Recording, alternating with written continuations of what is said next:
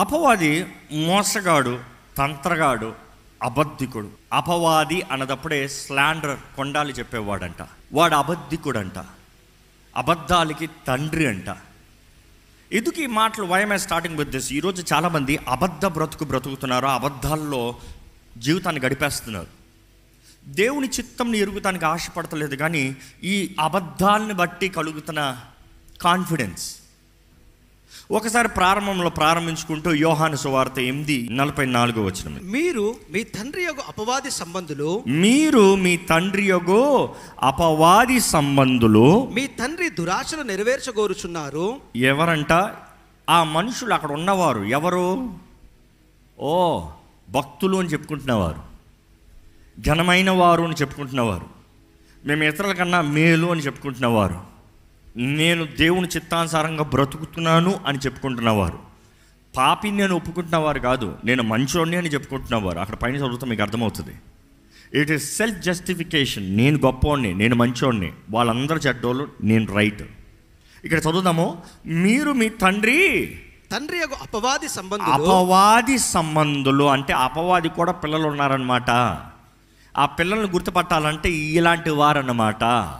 ఈరోజు ఈ వాక్యం వింటున్న మనం పరీక్షించుకోవాలంటే మనం ఎవరి బిడ్డలమే. ఎందుకంటే క్రీస్తు రక్తం ద్వారా కడగబడిన మనము దేవుని అంటే పరమ తండ్రి యావే కుమారులు కుమార్తెలమే. ఉన్నవారు ఇక్కడ ఉంటే ఒకసారి బిగ్గరగా హల్లెలూయా చెప్తారా? కొంతమంది మాత్రమే చెప్పారు, మిగతా వారు ఎవరో చూసుకోవాలి ఇప్పుడు. ఎందుకంటే కొంతమంది ఉన్నారు, వారు అపవాది, వాడు తండ్రి అపవాది, ద డెవిల్. ఎక్కడ చదువుతారండి? మీరు మీ అపవాది తండ్రి సంబంధులు, మీ తండ్రి దురాశలు నెరవేర్చగోరుచున్నారు. ఏం ఆశలంట? దురాశలు అంటే వాడికి కొన్ని ఆశలు ఉన్నాయంట. వాడి ఆశల్ని వాడు పిల్లల ద్వారంగా నెరవేర్దామని ప్రయత్నాలు చేస్తున్నాడంట. ఈరోజు చాలామంది ఎవరి ఆశల్లో బ్రతుకుతున్నారో తెలియట్లేదు. ఎందుకంటే తండ్రి అయిన దేవునికి ఆశలు ఉన్నాయి, అపవాదికి ఆశలు ఉన్నాయి. మనం ఎవరి ఆశల ప్రకారం బ్రతుకుతున్నామో ఒకసారి మన జీవితాన్ని పరీక్షించుకుంటే మనం ఎవరి పిల్లలమని తెలుసుకుంటామంట. చదువుతామండి. ఆది నుండి ఇప్పుడు కొత్తగా స్టార్ట్ చేస్తాం కాదు. వాడు ఆది నుండి వాడు నరహంతకుడై ఉండి సత్యమందు నిలిచిన వాడు కాడు. అంటే నిజము నమ్మేవాడు కాదు. ఇంకో మాటలో చెప్పాలంటే నిజాన్ని అంగీకరించేవాడు కాదు. ఈరోజు చాలామంది మనుషులు నిజాన్ని వెనక కాదు, నిజాన్ని అంగీకరించక. కొంతమందికి ఏంటి సమస్య అంటే ఏది నిజము ఏది అబద్ధమో తెలియక. మీ జీవితంలో ఏది నిజము ఏది అబద్ధమో తెలుసుకోగలుగుతున్నారా? దేవుడు అట్లా చూస్తానండి. యేసుప్రభు చెప్తున్నాడు, ఇదిగో సాతానుడు నరహత్య చేసేవాడు. హీఈస్ అ మర్డరర్, హంతకుడు, నరహత్య చేసేవాడు, చంపుతానికి ప్రయత్నాలు చేసేవాడు, చంపేవాడు.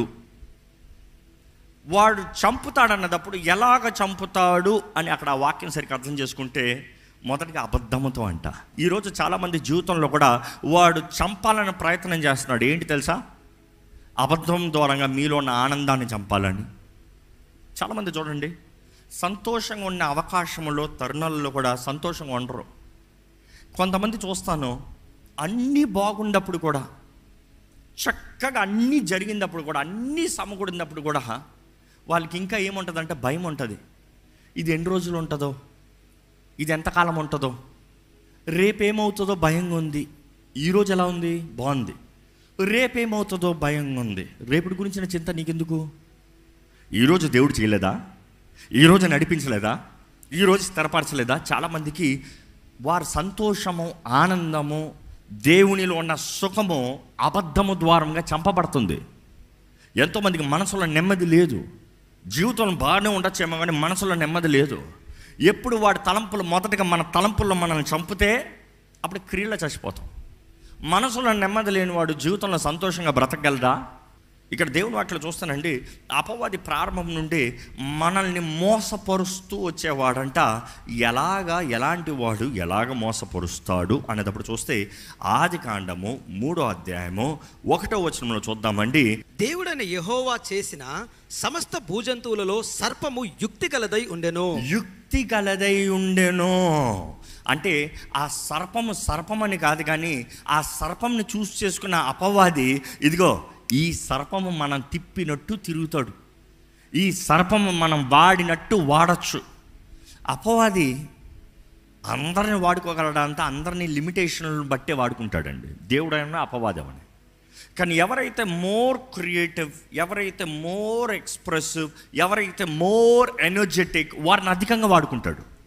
ఎప్పుడన్నా చూడండి, దేవుడన్నా అపవాదం అని. ఇక్కడ చూస్తున్నామండి, సర్పము యుక్తి గలదయుండెను, అది ఆ స్త్రీతో ఇది నిజమా, ఇది నిజమా, ఈ తోట చెట్లలో దేని ఫలములనైనను మీరు తినకూడదని దేవుడు చెప్పెనా అని అడిగాను. మనం చూస్తున్నామండి, ఇది నిజమా.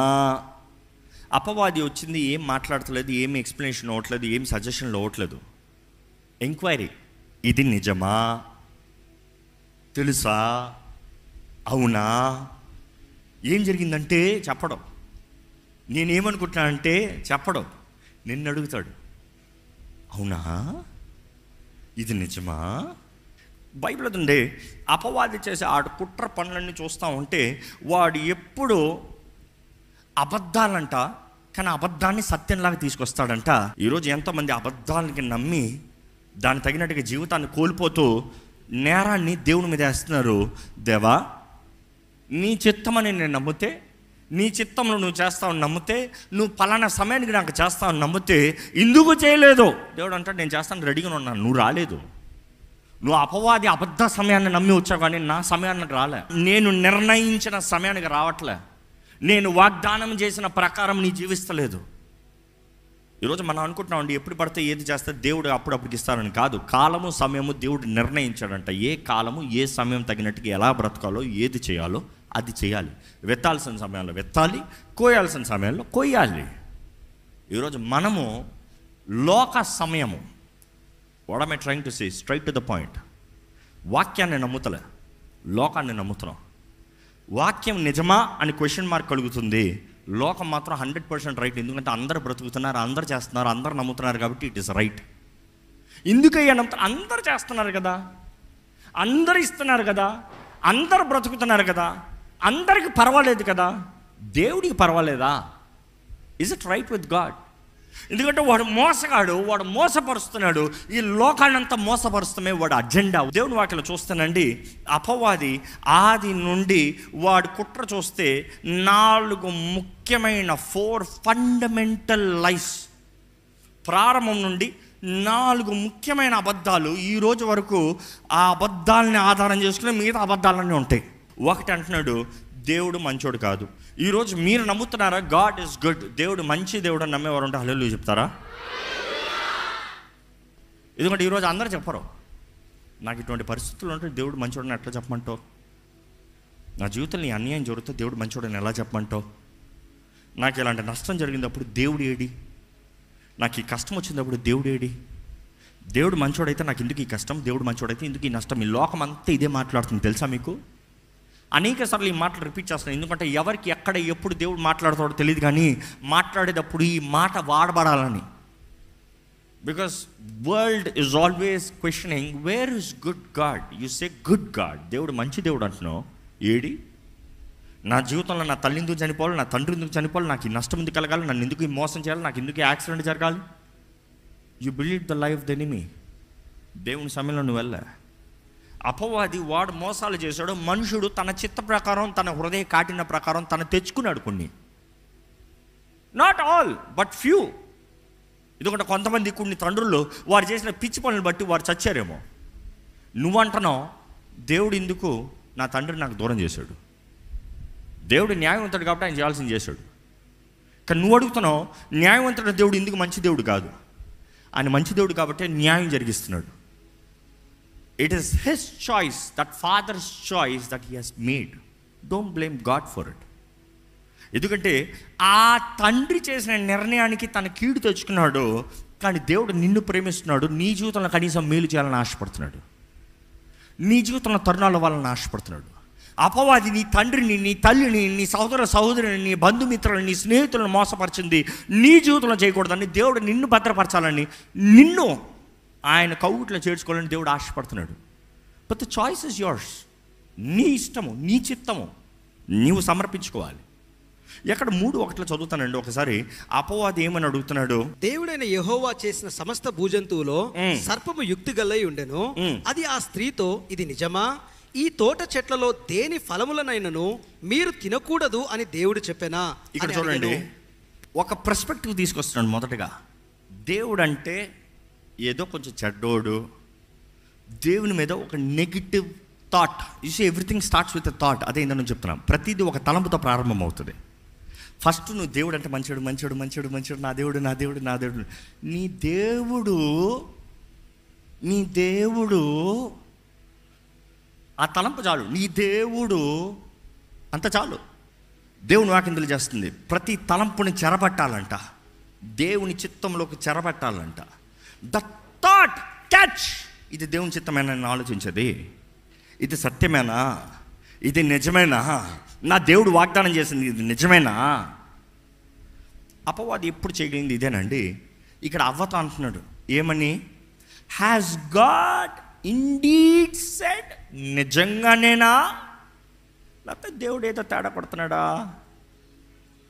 ఏమని, you shall not eat of every tree of the garden. తెలుగులో ఆ మాట మాత్రం చదవండి. ఈ తోట చెట్లలో దేని ఫలమునైనను మీరు తినకూడదు అని దేవుడు చెప్పెనా. ఏమని చెప్తున్నాడు చూడండి. వాడికి తెలీదా తోటలో ఉన్న ఏ ఫలము తినకూడదన్నాడా, ఏ చెట్టు ఫలము తినకూడదన్నాడా? అంటే వాడు టెస్ట్ చేస్తున్నాడు. ఏమని, ఏ ఫలము, తోటలో ఉన్న ఏ చెట్టు ఫలము తినద్దన్నాడా అంటే కాదు కాదు కాదు కాదు. చదవండి ఆ మాట. అందుకు స్త్రీ, ఈ తోట చెట్ల ఫలములు మేము తినవచ్చును, మేము తినవచ్చు, మేము తినచ్చు. ఇక్కడ బ్యాలెన్స్ బాగానే ఉంది, మేము తినచ్చు. దేవుడు ఏమంటున్నాడు, తిను. ఒకసారి 2:16 చదువుతారండి. మరియు దేవుడైన యెహోవా ఈ తోటలో ఉన్న ప్రతి వృక్ష ఫలమును నీవు నిరభ్యంతరముగా తినవచ్చును. ఎలాగంట, నిరభ్యంతరంగా. You are free to eat freely from any tree in the garden. దేంట్లోంచన తిను, కానీ అప్పటికి అవ్వందా, అప్పటికి అవ్వ చేయబడిందా? ఎక్కడ ఒకసారి చూడండి, బైబిల్లో చూడండి. అవ్వందా అప్పటికి? లేదు. ఆదాముని చేశాడు దేవుడు, ఆదాముకి చెప్పాడు ఆ మాట. కానీ ఇక్కడ అవ్వ చెప్తుంది. అంటే ఆదాము అవ్వకి చెప్పాడా లేదా? తెలియజేశాడు. He has done his responsibility very well. అవ్వకి చెప్పాడు, కానీ ఇక్కడ అవ్వ చెప్తుంది ఏంటి ఆ మాట చూడండి. ఈ తోట చెట్ల ఫలమును మేము తినవచ్చును, అయితే తోట మధ్యలో ఉన్న చెట్టు ఫలములను గూర్చి దేవుడు మీరు చావకుండునట్లు వాటిని తినకూడదనియు వాటిని ముట్టకూడదనియు చెప్పెనని సర్పముతో అనెను. దొరికింది సందు. అర్థమైందా మీరేం చదివారో? తినద్దు అని చెప్పాడు. ముట్టుకున్న దాని సంగతి గురించి ఏమైనా మాట్లాడా? అపవాది అదే చూస్తాడు నీ దగ్గర. ఎందుకంటే వాడు నెక్స్ట్ కౌంటర్ పెట్టేటప్పటికి వాడు చూడండి. ఈరోజు అపవాది కూడా అదే పరీక్షించదు. What do you believe? దేవుడు చెప్పిన మాట నువ్వేం నమ్ముతున్నావు? దేవుని వాగ్దానాలు నువ్వేం నమ్ముతున్నావు? దేవుడు నీకు తెలియజేసేది ఏంటి నమ్ముతున్నావు? వాడు నువ్వేం నమ్ముతున్నావు పరీక్షిస్తానికి చూస్తున్నాడు. వాడు ఎత్తింది దాడి చేయలేడు, ఎందుకంటే నీలో సత్యం ఎంత ఉందో చూస్తున్నాడు. సత్యము నీలో లేని పక్షాన వాడు వెంటనే అధికారాన్ని తీసుకుంటాడు. సత్యము లేని పక్షాన, దేవుని వాగ్దానాలు దేవుని మాట లేని పక్షాన వాడు వెంటనే స్థానివాళ్ళని తీసుకుంటాడు. మనం చూస్తున్నాము, వాడు అడుగుతున్నాడు ఏది తినకూడదా, ఏ ఫలము తినకూడదా, నీలో సంతోషమే ఉండకూడదా, నీలో ఆనందమే ఉండకూడదా, నీలో తృప్తే ఉండకూడదా, నీలో వర్ధలింపే ఉండకూడదా. ఈరోజు చాలామంది అలా అనుకుంటున్నారు. క్రైస్తవులు అంటే సంతోషమే ఉండదు, క్రైస్తవులు అంటే ఆశీర్వాదంలే ఉండవు, క్రైస్తవులు అంటే ప్రాస్పరిటీ అనే వర్డే ఫోర్బిడెన్. అవునా? కాదే. మొదటి యోహానులో ఏం తెలియజేయబడింది? నీ ఆత్మ వర్ధిల్తున్న ప్రకారం నీ అన్ని విషయంలో వర్ధిల్లి సుఖముగా ఉండు. బైబిల్ అనేక సార్లు ఉందన్నమాట. Abundant life, flourishing life, prosperous life. కానీ ఒట్టి ప్రాస్పారిటీ కాదు. క్రీస్తు లేని ప్రాస్పారిటీ వేస్ట్, ఉండదు, నాశనం. క్రీస్తు లేని ప్రాస్పారిటీ నిజమైన ప్రాస్పారిటీ కాదు. నీ ఆత్మ వర్ధిల్లాలి, దానికి తగినట్టుగా అన్ని విషయంలో నువ్వు వర్ధిల్లాలి, దాన్ని బట్టి సుఖంగా ఉండాలి. అంటే నీ ఆత్మ వర్ధిల్తము క్రీస్తునందు నువ్వు ఎవరో గుర్తెరుగుతావు, క్రీస్తులో నీకు సర్వ సంపదలు ఉన్నాయని గుర్తెరుగుతంలో, క్రీస్తునందు నీకు నిత్య జీవం ఉందని గుర్తెరుగుతంలో, ఆయన నీతి ఆయన రాజ్యాన్ని వెంబడిస్తంలో నీకు సమస్తం అనుగ్రహించబడుతుందని గుర్తెరుగుతంలో నువ్వు ఆ మార్గంలోకి వెళ్తే నీ ఆత్మ వర్ధిల్తున్న ప్రకారం నువ్వు అన్ని విషయంలో వర్ధిల్లి, in your works, in your deeds, in your actions నీవు వర్ధిల్తే అప్పుడు సుఖం. అప్పుడు ప్రాస్పరత్. ఈరోజు మన అలా కాదు, మంచంలో కూర్చుని ప్రాస్పరత్, టీవీ ముందు కూర్చుని ప్రాస్పరత్, ఫోన్ పట్టుకుని ప్రాస్పరత్. అయ్యే పని కాదు. ఇక్కడ చూస్తారండి, ఆదాంకి అవ్వకి ఇచ్చింది ఏంటి దేవుడు? ఇదిగో ఏదైనా తోటలో ఏదడా తిను, నీకు నచ్చిన ఫలం అంతా ఫ్రీలీ ఈట్, ఎంత కావాలంత తిను, ఇది మాత్రం ముట్టదయ్యా. కానీ అపవాది అడుగుతున్నాడు, ఏది తినద్దన్నాడా? ఈరోజు చాలామంది క్రైస్తవులు అయితే అవ్వకున్న తెలివి ఉండదు. అవ్వకున్న తెలివి కనీసం ఎంతవరకు ఉంది? ఏది అని చెప్పలేదు, అన్నీ తినచ్చు అన్నాడు, ఇది మాత్రం అన్నాడు. కానీ ఈరోజు క్రైస్తవులు ఏమంటారు తెలుసా? ఏది తినబడుతున్నాడు, ఏదో అనుభవిస్తానికి లేదు అన్నాడు. ఎప్పుడు ఏడు మొక్కల్లో, ఆకల్లో, దుఃఖంలో, బాధలను బ్రతకాలన్నాడు. ఈ రకం క్రైస్తవులు. ఇక్కడ చూస్తానండి, అవ్వ అడుగుతుంది, అవ్వ చెప్తుంది, ఏమని చెప్తుంది? ఏదైనా తినచ్చు, ఇది తినద్దు, ఇది ముట్టద్దు. అక్కడ ఎక్స్ట్రా ఇచ్చింది, ఇది ముట్టద్దు అన్న వెంటనే అపవాది ఏమంటున్నాడు చూడండి. అందుకు సర్పము, మీరు చావనే చావరు. ఎందుకంటే అవ్వ అంటుంది, ఇది తిన్న దినమునా లేకపోతే ఇది ముడితే నిశ్చయంగా చస్తారు. అపవాది సగం ఆన్సర్, సగం సత్యం. తింటే చేస్తావు, ముడితే చేస్తావా? ఈరోజు చాలామంది చాలా కన్నింగ్గా మాట్లాడతారు. అదే అపవాది సర్పం బుద్ధి, కన్నింగ్గా మాట్లాడతాం. హాఫ్ ఆన్సర్, ఫుల్ చెప్తే బాధ, ఫుల్ చెప్తే దొరికిపోతారు. సగం చెప్పాలి. తింటే చేస్తావు, ముడితే చేస్తావా? చెప్పలే కదా దేవుడు. దేవుడు చెప్పినప్పుడు నువ్వు ఎట్లా చెప్తావు? అయితే నువ్వు చెప్పిన దానికి నేనేం ధైర్యంగా చెప్పచ్చు? నువ్వు చావనే చావు, గ్యారెంటీ చెప్తా, నువ్వు చావే చావు. వాడు చెప్పేది నిజమా అబద్ధమా? నువ్వు చావని చెప్పేది నిజమే, కానీ చెప్పిన కాంటెక్స్ట్ అబద్ధం. చూసి ఈరోజు చాలామంది కుయుక్తి బుద్ధి. వాళ్ళ తండ్రి ఎవరంట? ఈ లోకంలో ఉన్న వాళ్ళు ఉంటారు, అలాగ ఉండకపోతే బ్రతకలేమండి. ఇందాక చదవరు, ఆయన he is our sun and our shield. ఆయన మనకి సూర్యుడు, ఆయన మనకి కవచం అంట. ఆయన నీకు సూర్యుడిగా, ఆయన నీకు కవచంగా ఉండాలంటే నువ్వు సత్య స్వరూపిని నమ్మిన వ్యక్తిగా, సత్య స్వరూపి ద్వారా నడిపించబడే వ్యక్తిగా, సత్యవంతుడిగా బ్రతుకుతే మాత్రమే. అబద్ధంతో చేరిన వాడిని దేవుడు కాపాడడం. ఈరోజు ఈ వాక్యం వినేటప్పుడు మనం పరీక్షించుకోవాలండి. అపవాది ఎప్పుడూ దేవుడి మీద మనకు డౌట్స్ తీసుకొచ్చేలా చేస్తాడు. ఈరోజు మీరు ఏ పరిస్థితుల్లో ఉన్నారో, ఏ స్థితిగతుల్లో ఉన్నారు, దేవా నాకు ఎందుకు ఇది చేస్తున్నావు అని అడిగేదానికన్నా, దేవా ఇది ఎందుకు ఇది అనుమతించావు అని చెప్పేదానికన్నా, దేవా నువ్వు ఉంటే ఇది ఎందుకు జరగాలి అని ప్రశ్నించేదానికన్నా, it is better to say, దేవా నీ చిత్తమే జరుగును గాక. నాకు తెలుసుకోవాల్సిన అవసరం లేదు, నేను అర్థం చేసుకోవాల్సిన అవసరం లేదు, నేను ఒక్కటే నమ్ముతున్నాను, నా విమోచకుడు సజీవుడు.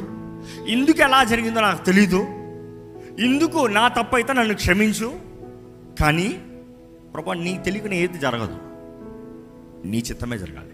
కానీ అదే సమయంలో ఈరోజు ఈ వాక్ మన హృదయంలో లేకపోతే, చేతుల్లో లేకపోతే కాదు, హృదయంలో లేకపోతే నిశ్చయంగా అపవాదిని పోరాడలేము. ఐ వుడ్ సే మన ఎరిగిన దానికన్నా వాడికి వాకు అధికంగా తెలుసు. ఇంకోటి చెప్పాలంటే సృష్టి ప్రారంభం నుండి వాడికి అంతా తెలుసు, మనకు తెలియదు. సృష్టి ప్రారంభం నుండి వాడికి అంతా తెలుసు, ఘట సర్పం. కానీ ఈరోజు మనం అనుకుంటున్నాం నాకు అన్నీ తెలుసు, మనకేం తెలియదు.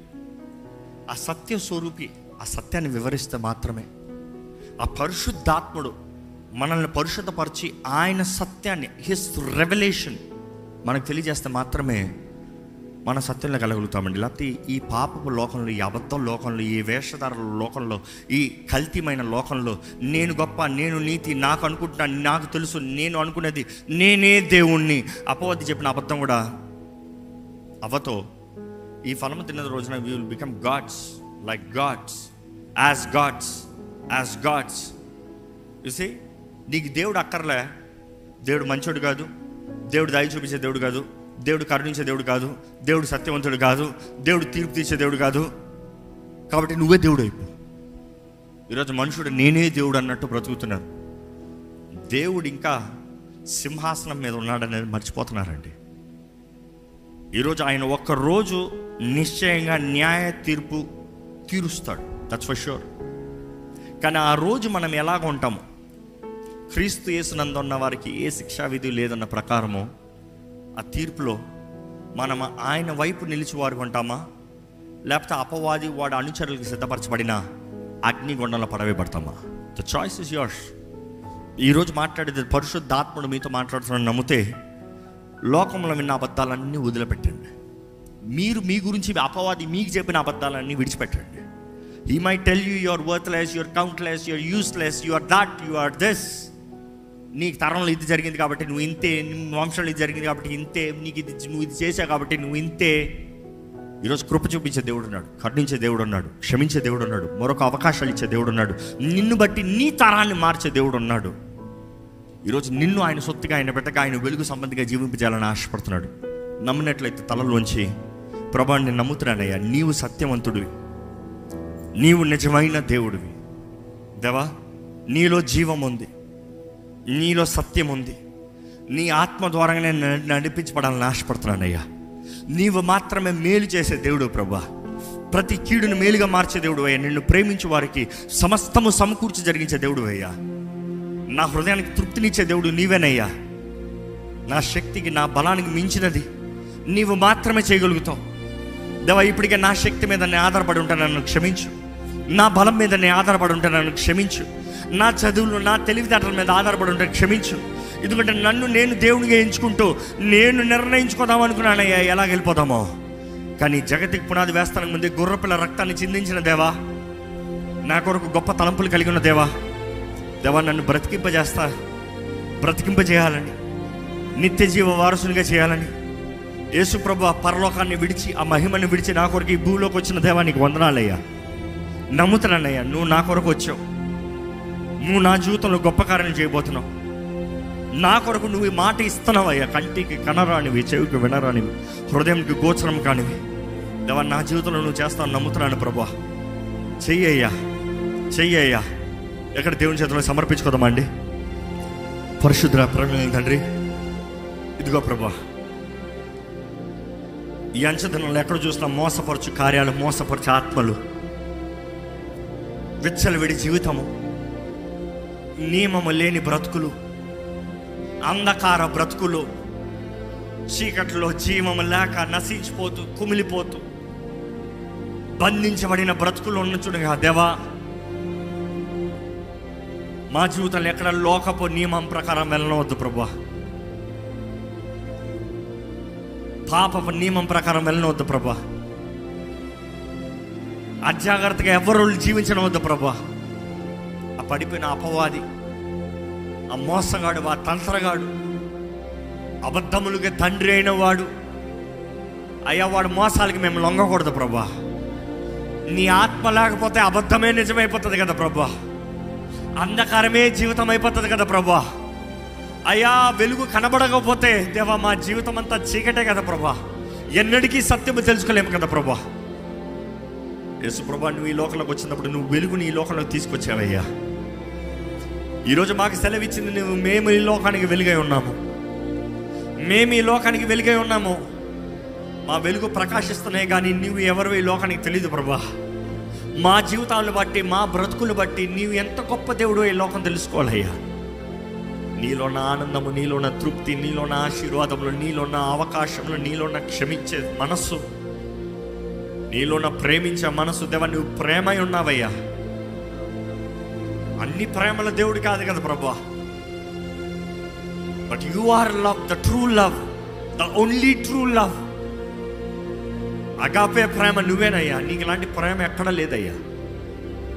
లోకంలో ప్రేమలన్నీ తాత్కాలికమేమో కానీ నిరంతరం ఉండేది నీ ప్రేమ మాత్రమే, శాశ్వతమైంది నీ ప్రేమ మాత్రమే. నువ్వు ప్రేమిస్తున్నావు కాబట్టి శిక్షిస్తావు ప్రభా, నువ్వు ప్రేమిస్తున్నావు కాబట్టి గద్దిస్తావు ప్రభా, నువ్వు ప్రేమిస్తున్నావు కాబట్టి మమ్మల్ని సరిదిద్దాలని మాకు దెబ్బలు కొడతావయ్యా. మమ్మల్ని ప్రేమిస్తున్నావు కాబట్టి నీ ప్రేమని ఎవరు అపార్థం చేసుకోవద్దు ప్రభా.